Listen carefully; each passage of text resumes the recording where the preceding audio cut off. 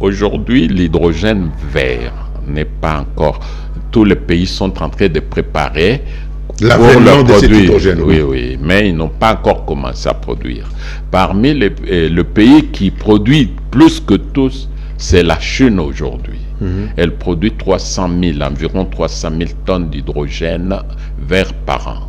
Les autres sont en préparation. Sauf que la RDC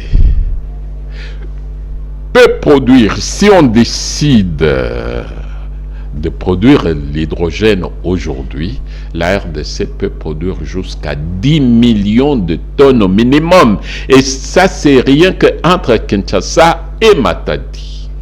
Mais si on prend d'autres chutes, quand je regarde le Kasaï sur le photosatellite, au niveau des Mouchis là-bas, vous voyez qu'il y a des rapides.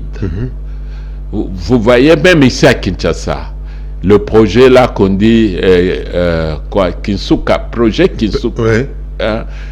On parle de 900 mégawatts à Kinsuka.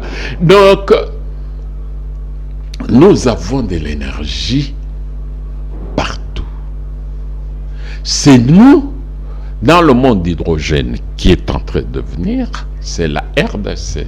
Si elle s'assume, c'est pourquoi nous nous battons. Parce qu'elle aurait aussi beaucoup de pétrole dans la cuvette centrale.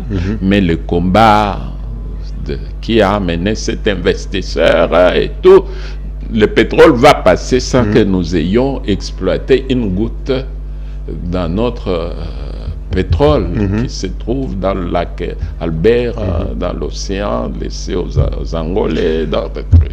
Donc le Congo, j'y reviens parce que c'est pédagogique.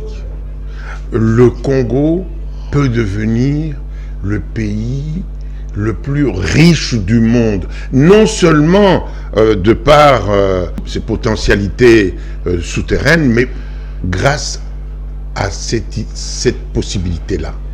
Je vous donne, rien qu'entre Kinshasa et Matadi, les études qui ont été faites par les Australiens montrent que dans 10 ans, on peut produire 10 millions de tonnes. Je vous ai dit que le pays qui produit le plus, c'est la Chine. C'est 300 000. Ça n'atteint même pas 1 million.